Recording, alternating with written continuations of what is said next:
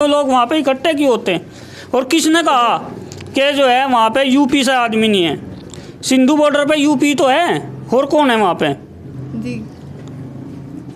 तो और आपको, जैसे आप राकेश टिकैत जी का समर्थन करते हैं? हाँ, मैं राकेश टिकैत जी का समर्थन करता हूँ। तो राकेश टिकैत की जब शुरू में वो 4 भाई हैं, तो उनकी स्टार्टिंग में जब उनकी ज़मीन मिली थी तो 4 बीघे मिली थी। आज उनके पास करोड़ों की ज़मीन है। तो कैसे आई ये ज़मीन? क्योंकि एक किसान है और एक किसान इतना नहीं पैदावार कर सकता या इतनी नहीं खेती कर सकता कि वो इतनी ज़मीनें ला सके। तो इसमें आपका क्या कहना है? उनके पास इतनी बीघे ज़मीनें कहाँ से आई? क्योंकि उनको तो सिर्फ 4 बीघे ज़मीन मिली थी ना। तो नमस्कार दोस्तों, मैं साक्षी, आप देख रहे हैं प्रभात न्यूज़। आज हम आए हैं गांव भूरा के अंदर और यहाँ पर कुछ किसान मौजूद है और हम इनसे पूछेंगे कि वहाँ पर जो बॉर्डर पर जो किसान बैठे हैं, क्या वो सही बैठे हैं या वो सही नहीं बैठे हैं। नमस्कार। बॉर्डर पे जो किसान बैठे हुए हैं वो बिल्कुल सही बैठे हुए हैं जी। और वो अपनी हक के लिए लड़ रहे हैं। क्यों लगता है आपको, वो क्या कर रहे हैं ऐसा कि आपको लगता है कि वो सही बैठे हुए हैं? क्योंकि गवर्नमेंट द्वारा जो 3 कानून बनाए गए, जी जी। इससे किसान का बहुत बड़ा नुकसान है जी। और इसलिए वो लोग सही हैं। मेरी नज़रों में वो सही बैठे हुए हैं। आपको उन 3 कानूनों में क्या ऐसा गलत लगता है कि वो किसानों के लिए सही नहीं है? 3 कानूनों में जो है कॉन्ट्रैक्ट फार्मिंग है जी। और कॉन्ट्रैक्ट फार्मिंग के अनुसार उसमें ये चीज़ें दी गई है कि पहले किसान किसी भी कंपनी से कॉन्ट्रैक्ट करेगा और किसान उसके बाद उसके अनुसार ही अपनी ज़मीन में, अपनी कृषि भूमि में फसल उगाएगा और उन्हीं लोगों से बीज, खाद और जो बुआई वगैरह के जो साधन हैं उन्हीं लोगों से खरीदे जाएंगे। जब हम इस चीज़ का जो है उन लोगों के और हम किसान के बीच में कॉन्ट्रैक्ट हो जाएगा कि आप लोग जो है कोई भी चीज़ उन्हीं लोगों से खरीदेंगे, तो फिर वो अपनी मनमर्जी से उस चीज़ को हमारे ऊपर थोपेंगे और हम मजबूर होंगे कि हमें वो चीज़ खरीदनी पड़े और उन्हीं के अनुसार हम अपनी ज़मीन में फसल उगाएं। लेकिन इनका पहला कानून तो यही है ना कि आप अपनी फसल कहीं भी बेच सकते हैं। तो इनमें जो बीज के जो उपभोक्ता थे, जो आपकी मतलब बीज का जो लेते थे, उनका कमाई तो ख़त्म हो गई। तो इससे तो आपको ही प्रॉफिट होगा ना कि अगर वो आप सीधा कॉन्ट्रैक्ट या किसी कंपनी से या आप अपने घर के बाहर दे सकते हैं। तो इसमें क्या कहना चाहेंगे आप? दलाली ख़त्म कहाँ हुई? अब तो दलाली ख़त्म अगर हुई तो फिर MSP लागू कर देनी चाहिए इन्हें, लेकिन आज तक ये जो है लोग MSP को लागू नहीं कर रहे हैं। लेकिन मोदी सरकार तो बोल रही है ना, आप इनको मान लीजिए, हम MSP है, थी और रहेगी। कहने से कुछ नहीं होता जी। कहने को तो कोई कुछ भी कह सकता है। जी जी। उसको लागू करना पड़ता है ना। जब आप आज इस कानून को लागू कर रहे हैं तो MSP भी इसके साथ ही लागू कर दें। जी। लेकिन आप लोग इसको जो है MSP को लागू करना नहीं चाह रहे जी। इसलिए कानून जो है आप गलत बना रहे हैं। अच्छा, जो बॉर्डर पर जो किसान बैठे हैं, कितने प्रतिशत लगता है कि वो किसान है? वो सभी किसान हैं। इन लोगों का जो है ये एक अफवाह है कि वहाँ पे किसान नहीं है, सभी किसान हैं। जी। और इस कानून से ये नहीं है कि जो है किसान ही किसान को नुकसान है। जी जी। जो ये हमारे गरीब लोग हैं जी। उनको भी नुकसान है जी। और बहुत मोटा नुकसान है। उस चीज़ को ये लोग आज समझ नहीं पा रहे। जिस दिन ये कानून लागू हो जाएगा और ये कॉन्ट्रैक्ट फार्मिंग लागू हो जाएगी, तब इन लोगों को पता चलेगा कि इससे नुकसान क्या है। भाई, हम अपनी फसल अपनी मर्जी से नहीं बेच सकते, गवर्नमेंट उसको खरीदेगी नहीं। जिसके साथ हमारा कॉन्ट्रैक्ट होगा, हमारी फसल वही लोग खरीदेंगे और वो लोग उसको जो है इकट्ठा करेंगे और अपनी मनमर्जी से बेचेंगे। आपको 26 जनवरी की वारदात पता है? आप कह रहे हैं वहाँ पर किसान है, तो एक किसान अपने ही भारत का झंडा कैसे हटा सकता है और किसानों का झंडा कैसे लगा सकता है अगर आप कहते हैं कि वहाँ पर किसान मौजूद है? तो किसानों के द्वारा कोई झंडा वहाँ पे नहीं हटाया गया। झंडा, मैंने भी वीडियो देखी, झंडा जुगतू है और जो आदमी वहाँ दंगा कराने में है वो हमारे सांसद हैं सनी देओल साहब। जी जी। उन्हीं के शायद PA हैं और वो जो है गवर्नमेंट के द्वारा ही वहाँ पे भेजे गए। उन्हीं के द्वारा सारा कुछ किया गया और उसके बाद ही वहाँ पे जो भी हुआ, दंगा फसाद जो भी हुआ, वो उन्हीं के एक गवर्नमेंट के षड्यंत्र के अनुसार ही दंगा हुआ। गवर्नमेंट के द्वारा ये षड्यंत्र मतलब क्यों रचा गया? क्योंकि उन लोगों को पता था ना कि किस तरीके से इनको जो है किसानों को यहाँ से हटाया जाए, किसानों को बदनाम कैसे किया जाए जी। इसलिए उन्हें जो है षड्यंत्र रचा कि भाई इन लोगों पे मुकदमे लग जाएंगे। मुकदमे लगने के बाद जो है कुछ लोग बेचारे किसान भोले वाले लोग हैं, डरने वाले लोग हैं, ये कुछ भाग जाएंगे, कुछ मुकदमे लग जाएंगे। जो वहाँ लीडरशिप कर रहे हैं उन लोगों पे मुकदमे लगेंगे, उनको उठा के जेल में डाल दो। जेल में डालने के बाद जो है जब वहाँ पे जो है लीडरशिप ही नहीं रहने की तो आदमी तो खुद ही चले जाएंगे वहाँ से। वहाँ पर किसान 36 बिरादरी के मौजूद हैं, लेकिन यूपी से बहुत कम किसान गए हैं और पंजाब से बहुत ज़्यादा। तो पंजाब के लोग पंजाब में ही क्यों नहीं आंदोलन करते, दिल्ली के बॉर्डर पर ही क्यों आंदोलन कर रहे हैं?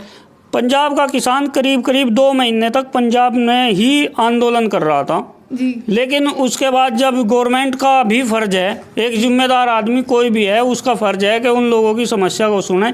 जब उन लोगों की समस्या को नहीं सुना गया तो उन लोगों ने जो है दिल्ली के लिए कूच किया जी। वो जब जाके जो है वहाँ पे बैठे। नहीं, लोगों का कुछ कहना है कि जो पंजाब के जो किसान हैं वो पंजाब में ना कर दिल्ली या मतलब हरियाणा में इसलिए कर रहे हैं क्योंकि यहाँ के किसान होते हैं भोले भाले और लोगों की बातों में आ जाते हैं। तो आपको इसमें क्या लग रहा है कि ये सही बात सही है? इसमें लोगों की बातों में आने का या उसका तो कोई सवाल ही पैदा नहीं हुआ। अभी अभी आपने बताया कि यूपी से सबसे कम ज़्यादा किसान जा रहे हैं। जी, जी। तो फिर अगर लोगों को बहकाने में या जो है उस चीज़ में होते तो फिर यूपी का आदमी इतना अनभिज्ञ होता कि भाई जो है उनको 3 कानून के बारे में जानकारी नहीं थी, किसी कानून के बारे में, तो वो लोग वहाँ पर इकट्ठे क्यों होते हैं? और किसने कहा कि जो है वहाँ पर यूपी से आदमी नहीं है? सिंधु बॉर्डर पे यूपी तो है, और कौन है वहाँ पे? जी। तो और आपको जैसे आप राकेश टिकैत जी का समर्थन करते हैं? हाँ, मैं राकेश टिकैत जी का समर्थन करता हूँ। तो उन्होंने, आप एक किसान हैं? बिल्कुल, मैं किसान हूँ। उन्होंने बोला था कि 1 मार्च से दूध 100 रुपये प्रति लीटर कर दिया जाएगा, आपने किया? हाँ, हमारे यहाँ पे कुछ लोगों ने जो ज़्यादातर, क्योंकि सभी तो दूध बेच नहीं रहे, जी जी जी, लेकिन उनके समर्थन में दूध जो है बाजार में भेजना बंद कर दिया था। जी। तो अगर जैसे बाजार में बेचना बंद कर दिया तो इससे तो आम जनता को फ़र्क पड़ेगा, सरकार को तो इतना फ़र्क नहीं पड़ेगा। तो आप तो अपने लिए सोच रहे हैं कि दूध बंद कर दिया बेचना, लेकिन आम जनता पर क्या बीतेगी इसका? क्योंकि जो आम जनता है जहाँ पर डायरिया नहीं है वो तो इन्हीं से दूध लेती है और आपने तो दूध ले जाना ही बंद कर दिया। वो गवर्नमेंट का फर्ज बनता है ना कि सभी की समस्या को सुने और उसका समाधान निकालें। जी जी। अगर हम लोगों ने दूध नहीं दे रहे तो गवर्नमेंट उसके लिए तत्पर हैं और जो है किसानों से बात करें, बात करने के बाद उसमें समाधान निकलेगा, दूध जो है फिर बाजार जाना शुरू हो जाएगा। जी। राकेश टिकैत जी तो यही भी कह रहे थे कि अगर सरकार नहीं मानी तो हम अपनी फसल जला देंगे। क्या ये उपाय है कि मतलब इससे सरकार मान जाएगी अगर आप अपनी फसल जला देते हैं? आपने जलाई है अपनी फसल? नहीं, फसल मैंने नहीं जलाई, लेकिन कुछ लोगों ने बीच में जो है वो फसल बहा दी थी, लेकिन उससे कोई समाधान निकलने वाला नहीं है मेरी राय से। जी जी। और रही सरकार की, सरकार तो एक तानाशाही पे आ रही है, इसलिए जो है सरकार जो चाह रही है वही कर रही। सरकार को जो है भाई 4-3 महीने से वहाँ किसान पड़ा हुआ है, सरकार को उनसे बात करनी चाहिए, उनको जो है उनका कुछ ना कुछ समाधान निकालना चाहिए, लेकिन गवर्नमेंट तो एक तानाशाही पे आ रही है, इसलिए जो है कोई समाधान नहीं निकाल रही। जी। राकेश टिकैत की, आपको पता है राकेश टिकैत की जीवन शैली कैसी है? राकेश टिकैत की जीवन शैली अच्छी जीवन शैली है और लगातार जो है उनका जो परिवार है वो एक क्रांतिकारी परिवार रहा है और आज भी राकेश टिकैत जी इस मसले में सबसे बेहतर काम कर रहे हैं। जी। राकेश टिकैत की जब शुरू में वो 4 भाई हैं तो उनकी स्टार्टिंग में जब उनकी ज़मीन मिली थी तो 4 बीघे मिली थी, आज उनके पास करोड़ों की ज़मीन है। तो कैसे आई ये ज़मीन? क्योंकि एक किसान है और एक किसान इतना नहीं पैदावार कर सकता या इतनी नहीं खेती कर सकता कि वो इतनी ज़मीनें ला सके। तो इसमें आपका क्या कहना है, उनके पास इतनी बीघे ज़मीनें कहाँ से आई? क्योंकि उनको तो सिर्फ 4 बीघे ज़मीन मिली थी ना। ये मैं नहीं कह सकता, लेकिन ये भी तो नहीं कह सकता कि उन लोगों के राकेश टिकैत जी के पास जो है 200 बीघे ज़मीन है। इस चीज़ का कोई प्रूफ है किसी पे? या आज वो करोड़ों की प्रॉपर्टी के मालिक हैं? भाई हो सके उन लोगों पे ना हो, विपक्ष का एक एजेंडा हो। पेट्रोल पंप है राकेश टिकैत जी के पास? मुझे इस चीज़ के बारे में जानकारी नहीं है कि राकेश टिकैत जी के पास पंप है या नहीं है, पेट्रोल पंप है या नहीं है। आप समर्थन कर रहे हैं, आपको तो जानकारी होनी चाहिए इस चीज़ की। नहीं, सभी पर्सनली जानकारी किसी में अगर ये नहीं है कि मैं किसी का समर्थन कर रहा हूँ तो क्या मैं उसकी जो है हर पर्सनल जानकारी रखूँगा? जी जी। नहीं, किसान भी नहीं मान रहे हैं और भारत सरकार भी नहीं मान रही है, मोदी जी नहीं मान रहे हैं, तो क्या लगता है आपको ये आंदोलन कहाँ तक चलेगा? और कौन मानेगा इस बात को, क्योंकि सरकार तो बिल्कुल अड़ी हुई है कि वो ऐसी बात नहीं मानेंगे। सरकार अगर अड़ी हुई है तो 2022 में यूपी में मान जाएंगे और आने वाले चुनाव में 2024 में सेंटर में मान जाएंगे। कब तक? पब्लिक से ही तो गवर्नमेंट है, पब्लिक से ही सरकार है। जी। जब किसान ही नहीं रहेगा तो आम पब्लिक क्या रह जाएगी? जी जी। तो गवर्नमेंट अपना आप मान जाएगी। मेरा तो मानना यह है कि गवर्नमेंट ने जो है कुछ भी हो भाई, किसान इस चीज़ को कह रहे हैं कि भाई आप एमएसपी लागू कर दें और 3 कानून बना लें, तो मैं एमएसपी लागू कर दें और कानून बना लें, क्या बात होगी उसमें? जी जी। लेकिन तो गवर्नमेंट आपको नहीं लगता मान है रही। कि आने वाले टाइम में मोदी जी आएंगे, जिस तरह से उनका मतलब किसानों को लेकर ऐसा बर्ताव रहा है? किसानों को जो है, किसानों को लेके जो बर्ताव है उससे मुझे नहीं लगता कि दोबारा जो है भाजपा की सरकार आएगी। जी। तो आपको क्या लगता है भाजपा की सरकार में क्या क्या गलत हो रहा है? भाजपा भी की सरकार में मेरी राय से तो जो है ज़्यादातर काम गलत ही हो रहे हैं। महंगाई पे ले लीजिए आप, जी। गैस पे सब्सिडी ख़त्म कर दी, 1000 रुपये का सिलेंडर कर दिया गैस सिलेंडर, और पेट्रोल और डीजल जो है करीब करीब आसमान छू गया, 100 रुपये लीटर तक जो है पहुंच गया। गवर्नमेंट जो है हर मुद्दे पे मेरे अपने हिसाब से विफल है और गवर्नमेंट को अपनी कमियों को सही करना चाहिए। जी। तो उनकी कुछ खूबियाँ भी होगी, अगर किसी इंसान की कुछ कमियाँ होती हैं तो कुछ खूबियाँ भी होती है, तो सरकार की आपको खूबियाँ क्या क्या लगती है? खूबियाँ तो जब किसी भी आदमी में, वो गवर्नमेंट हो या कोई आदमी हो, जब उसमें बुराई ज़्यादा हो जाती है तो खूबियाँ तो अपने आप ही दब जाती हैं। खूबियों को कौन देखेगा? खूबियों को जानकारी में किसी को जानकारी नहीं है कि क्या खूबियाँ हैं गवर्नमेंट में।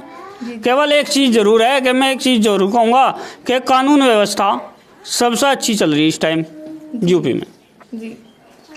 ठीक है, धन्यवाद।